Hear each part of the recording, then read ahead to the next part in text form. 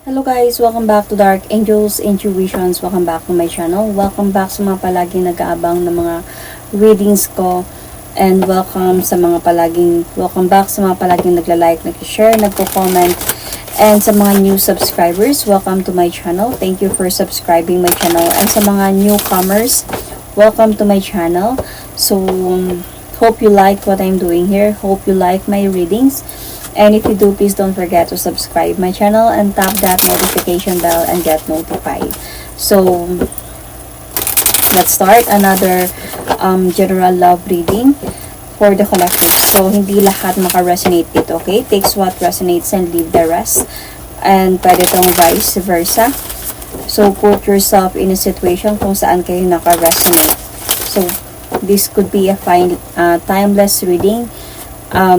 So kung kailan nyo ito mapanood, if naka-resonate kayo, then this might be for you. Okay? So, kaninong story to? Sinong maka-resonate nito? Let's see.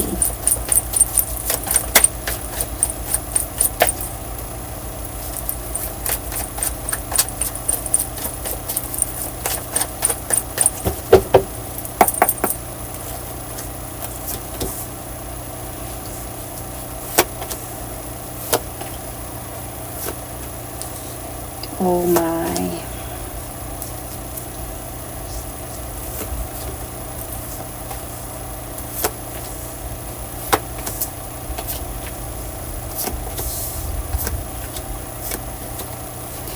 In the past. Sa past pa lang, or recent past, pero na ako nakikita ditong disappointments. Or, yeah. Kumbaga, yung person mo siguro, or baka both of you, parang hindi na na-appreciate yung relationship dahil sa mga issue na meron kayong dalawa. Let's clarify. Kasi parang may disappointments na, parang hindi na masaya, or nawalan ba ng gana, nawalan ng pag-asa sa relationship. Kasi feeling ko this is you, kasi parang nararamdaman mo sa kanya, sa partner mo, na parang ginagago ka na lang, parang hindi na totoo yung mga sinasabi niya sa'yo. And nakikita ko dito na could be some of this is for the LDR relationship. So madami naman kasi nanonood sa akin dito na LDR yung relationship, kaya nasasagap ko yung energy ninyo. So I can see also here that dahil nakakaramdam ka din sa person na to na parang itong person na to is parang easy-go-lucky. Parang ano siya, yung hindi siya nagpe-pay attention siguro sa mga reklamo mo sa kanya, sa mga sinasabi mo sa kanya. Yung misto lang parang hindi siya sobrang into your relationship. Parang kung may reklamo ka, may sinasabi ka, parang misula siyang hayaan mo na yun, wag mo nang isipin yun, wala yun, mga ganong mga bagay. So, minsan kasi, gusto mo na explanation, gusto mo matapos right that day, pero hindi siya nangyayari dahil sa, hindi mo nakukuha yung sagot sa person mo pag nagtatanong ka. So, may mga disappointments nito, may pagtatalo na din, nag-argue na kayo, and you felt like parang this person is betraying you. This person is having someone else. So, pero may communication pa kayo. Pwede din married kayo nito, ng person na to, pwede married kayo ng person na to, and nagkalayo lang kayo, or pwedeng hindi. It's depend kung saan kayo naka-resonate, or pwedeng yung naging issue ninyo dito is marriage. So, at this present situation, meron ka na talagang nararamdaman, or meron ka even nalalaman dito sa person mo kung bakit ganito siya before or last in the past, ganun. Let's see.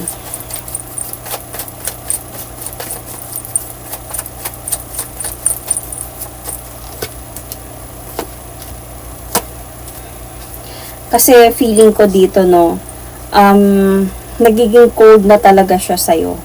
And nakikita ko din dito yung person mo, parang meron pa naman kayong communication nito, pero parang napapa-challenge na yung pagsasama ninyong dalawa. Napapa-challenge na yung relationship ninyo dahil sa nakikita ko ditong nalalaman mo. Parang lumalabo yung connection ninyo. Parang feeling mo dito na nag-aantay ka na lang sa wala. So yun yung nararamdaman mo sa person na to. Nag-aantay ka na lang sa wala. Nagpaplano kayo na hindi mo alam kung kailan niya tutuparin yung planong ito. So nadi-disappoint ka talaga dito. And minsan di ka na nga nakakatulog sa gabi, lalo na sa mga nalalaman mo. So, ganito lang to ang nakikita ko dito. If you're married here, sa nalalaman mo meron siyang ibang babae or lalaki. But if you're not married, pwedeng nalalaman mo na nagkabalikan sila ng ex niya. So, depende kung saan kayo naka-resonate, okay? So, masyado mapula.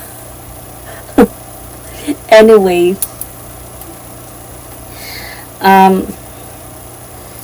what is the positive outcome or the positive in this connection is yung hope na itong person mo gusto niya naman na mag-offer sa'yo ng new beginning, or yung meron pa kayong communication ng person na to, nandyan pa din siya.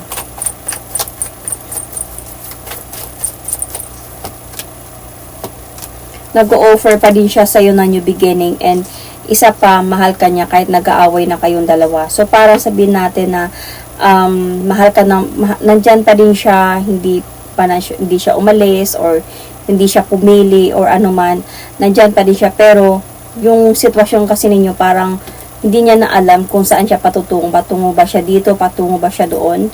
So, nag-aaway na talaga kayong dalawa dito.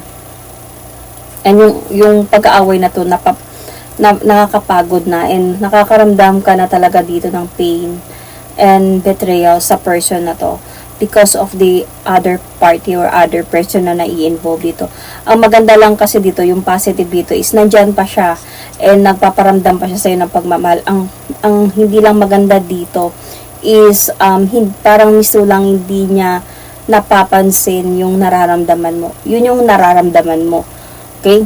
Na parang binabaliwala niya yung mga tanong mo. And feeling ko sa person kasi na to is hindi niya din even alam kung ano yung isasagot niya siguro sa'yo.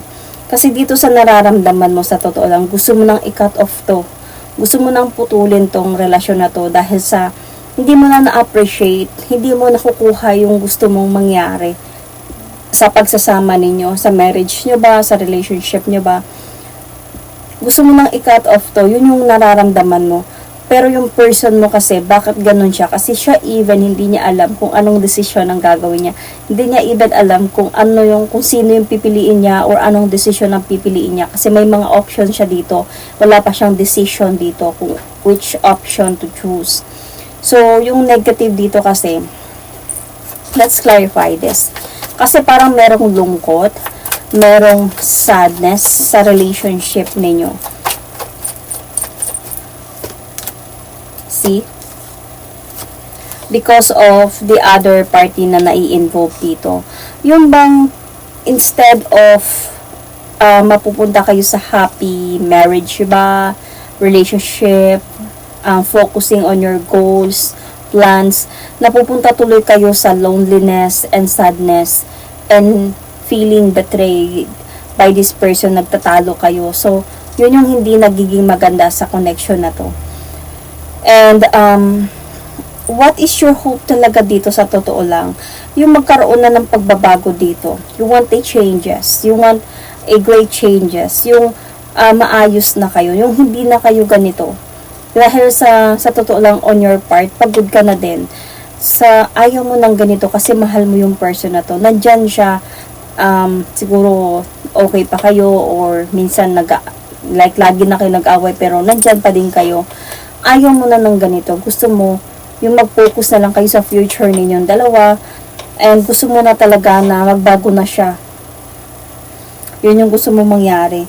Pero yung fear mo dito, baka itong mga nangyayari sa inyo is hahantong siya sa separation.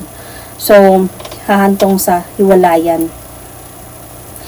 So, what is your aim here is really to have that clarity. You want the clarity. Sabihin natin may nararamdaman ka, may nalalaman ka, pero feeling ko hindi enough yung evidence na yon para to make a decision. Okay, so you really want here ng clarity, yun yung aim mo dito. And what you need to avoid here is I can see here na yung imbalance connection ninyong dalawa, yung hindi niyo pagkakaunawaan. Siguro ang kulang sa inyo dito yung pag-uusap, heart to heart talk. Siguro hindi na kayo nakapag-usap ng masinsinan, hindi na kayo nakapag-usap ng maayos. Siguro dahil sa puro na lang nagtatanong, puro na lang nagtatalo every time. So kung nag-uusap man kayo, hindi nyo na pinag-uusapan yung kung ano yung issue ninyo para wala na lang away. So, magka nag-uusap na lang kayo about sa mga ibang bagay dahil kung once na na-open up mo yung issue, nag-aaway lang kayong dalawa. So, kailangan dito na magkaroon kayo ng balance connection, intindihin yung isa't isa, and also to talk about the issue and to, of course, tapusin na to, tuldukan na para hindi na paulit-ulit to sa isipan mo. So, the environmental factor here is ikaw na parang feeling mo gusto mo nang umalis. Parang gusto mo na lang umalis ng kalmado sa sitwasyon. Kasi gusto mo na lang kasi talagang putulin tong connection na to eh. Gusto mo maging brave, gusto mo maging strong, na maglakas loob na putulin to, kaya lang syempre mahal mo, hindi mo kaya. Umaasa ka pa din na magbago siya.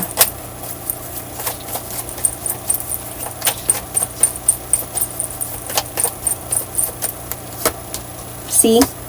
Kasi, hindi ka na sure. Nag-uusap nga kayo. Nag-aaway naman kayo.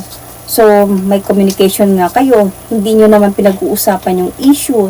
So, yung issue ngayon, parang napapatong-patong na siya. Kasi takot ka. Siguro, ikaw, takot ka na mapag-usapan yung issue. Takot ka magtanong kasi mag-aaway na naman kayo. So, dito parang feeling mo, minsan gusto mo munang mapag-isa. Gusto mo munang mag-isip. Gusto mo munang tumahimik. Ayaw siyang kausapin. Kaya lang, syempre, mahal mo siya. Hindi mo kaya. So, hindi ka na sure talaga kung may patutunguhan pa ba itong relasyon na to or hindi. Kasi kahit sabihin natin na nag-uusap kayong dalawa, yung sa utak mo kasi, it keeps on reminding you sa mga nagawa niya. So, parang as a point na, oo, okay naman tayo, nagkakaayos tayo, nagpapakita ka ng pagmamahal sa akin, pero hindi ko nakakalimutan yung cheating na ginagawa mo sa akin. So, yun yung mahirap. Kahit pa nag-uusap kayo, nasa utak mo yung mga nagawa niya. So, ang gusto mo lang talaga dito is sa clarity na kung kailan siya maging matured, kailan siya maging maayos, kailan siya magbago at ipakita sa'yo yung pagbabago niyan. Kasi matagal na kayo nito, madami na kayong pinagdaanan nito, and yet, as a point ka na minsan, sa totoo lang, sa pagod mo dito sa mga nangyayari, minsan gusto mo na lang mag-move on, gusto mo na lang maging single, kaysa sa palaging tumatakbo sa utak mo yung mga nangyayari. Kahit sabi natin okay kayo, kaya nga hindi ka nakakabitaw eh. Kaya hindi ka nakakabitaw kasi okay naman kayo, nag-aaway kayo, nagiging okay kayo, nagtatalo kayo, nagiging okay kayo. Kaya hindi ka nakakabitaw kasi nandyan pa din naman siya. So,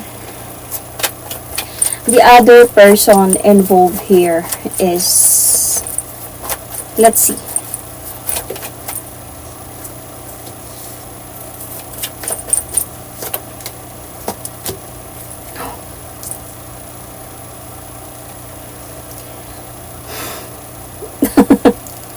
Parang hindi lang iisa to. Parang may past and may future. Future. Parang may past and present. Dalawa. So, there is a possibility the other person involved here, nagkakaroon kayo ng issue with the ex, and nagkakaroon din kayo ng issue with the new or sino man to. So, kumbaga, might be you are dealing with a playboy person, playboy or playgirl, or friendly person lang ba talaga na hindi ka binibitawan in a way. So, multiple choices. My past and my present, or my past and the future. So, you are very disappointed talaga sa mga nangyayari dito. Kasi, nag-offer na parang nakakarinig ka siguro, may nalalaman ka ba na nag-o-offer, or baka feeling mo nag-o-offer siya ng new beginning sa past niya, kaya medyo naiipit sa sitwasyon, baka feeling mo nagkakabalikan sila ng past niya, kaya nagiging ganito kayo, or even feeling mo na meron siyang iba, meron siyang bago. Ang nararamdaman ko dito, no, alam mo, ramdam mo na meron siya, pero wala kang idea kung past ba to or bago. Siguro wala pa talagang clarity sa'yo.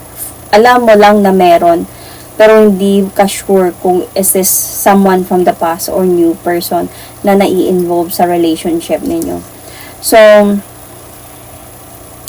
what action that you need to take here is, this is not for you, but this is for your person. That your person really need to have some enlightenment sa buhay niya.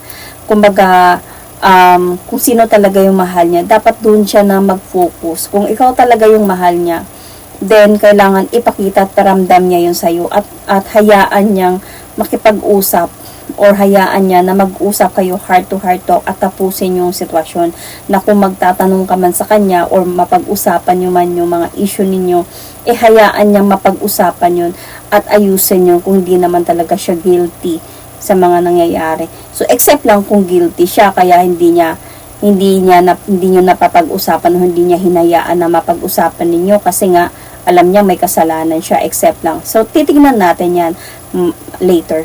Okay? Kasi the unknown factor here, yung hindi mo alam ang mga nangyayari dito sa inyo.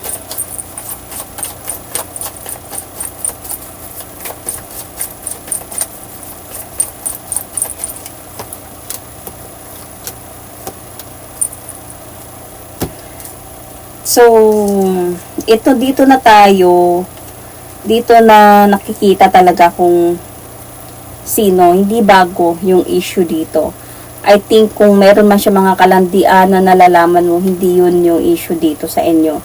Meron siyang past person na nai-involve dito. So, example, nasabi ko kanina na you could be married, you could be not, right? So, if ever that you are married, baka meron siyang ex before kayo nag-married na na-involve dito sa relationship ninyo. So, if ever you are not married, baka yung issue dito is the ex-wife could be. So, depende kung saan kayo naka-resonate. Just comment down below. Anyway, kasi ito yung unknown factor. Ito yung hindi mo alam na nangyayari. Meron silang responsibility ng person na to. And nag-o-offer talaga siya dito ng new beginning. Kaya lang, nandyan ka. So, naiipit siya ngayon sa sitwasyon. So, kung ano yung decision ang gagawin niya. So, parang gusto niya siguro mag-offer ng victory towards that kasi mayroon sila sigurong anak nito. Kasi may father figure dito eh. Kaya lang, nako-confuse pa siya kung anong gagawin niya. So, sa totoo lang, kahit nag-uusap kayong dalawa, meron na siyang feeling of, kaya nga nandito yung feeling niya, hindi niya alam kung sino yung pipiliin niya. Dahil sa, meron na siyang feeling of parang hindi niya na-appreciate yung relationship ninyo kahit pa nag-uusap kayo. Yes, nandyan siya. Nag-uusap kayo, nagtatry ng best siya na magiging okay kayo. Pag nag-aaway kayo, nagiging okay lang kayo. Kasi nandyan siya kahit nag-aaway kayo, nagiging okay. Minahal ka naman talaga ng taong ito. Minahal ka niya. Pero yung parang bang nararamdaman ko dito, yung dahan-dahan na nag-failed or yung nararamdaman niya dahil sa palagi ninyong tampuhan, palaging selos, or palaging tanong. Siyempre, pag lalaki to, sabihin natin pag lalaki to, alam ko may tendency na mararamdaman talaga nila yun. Kahit pa sabihin na nila na wala ka namang ginawang kasalanan, siyempre may flow yan sila. So, because of that, parang dahan-dahan siyang nawawalan ng gana sa relationship ninyo and thinking of na bumalik sa past niya. So, baka nag-uusap sila about siguro sa responsibility na meron sila. So,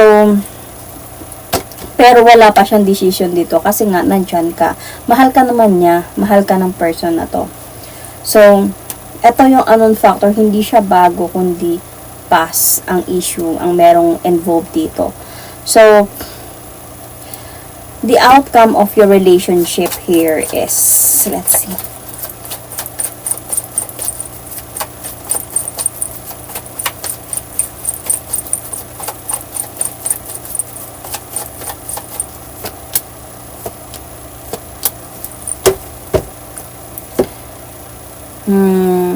I can see here that meron pa naman talagang pagkakaayos na mangyayari dito. Pero yung person mo, parang majujuggled siya. There is a possibility na tinuloy niya talaga tong pag-uusap balik sa ex niya. Tapos may nakikita ako ditong disappointments. And even may makikita ako ditong clarity talaga sa'yo in the future. Kumbaga malalaman mo to, ang katotohanan about this unknown factor na to, na this person is already juggling. Minsan dito siya sa'yo, minsan doon siya sa past. So wala pa siyang decision. So parang tinatry niyang ma-manage yung sitwasyon until sa point na malalaman mo to. So tatagal pa kayo nitong person na to, madami pa kayong pagdadaanan talaga nito, even until sa point na maiipit na siya sa sitwasyon. Dahil pag malaman mo yung katotohanan dito, definitely magkakaroon kayo dito ng away and magkakaroon dito ng parang maiipit sa sitwasyon yung person mo dito. And imbalance connection that hindi niya na alam kung kanino siya mag-offer na new beginning dito. So dahan-dahan mawawasak yung relasyon ninyo. At baka nga mahuhulog pa to sa point ng separation. So, ang magiging advice ng card dito, okay, is that kailangan nyo talaga sa ngayon pa lang, sa mga nangyayari sa inyo, is kailangan nyo mag-usap. Huwag kang matakot na kausapin siya about sa mga issue ninyo.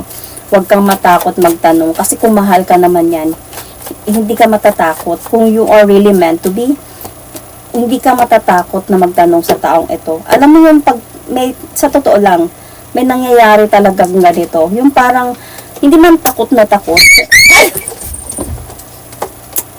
Tignan mo na. Sorry nakat ko yung video, pero patapos naman na ako doon. And, naligpit ko na din yung bara kasi naapakan ko yung aking aso.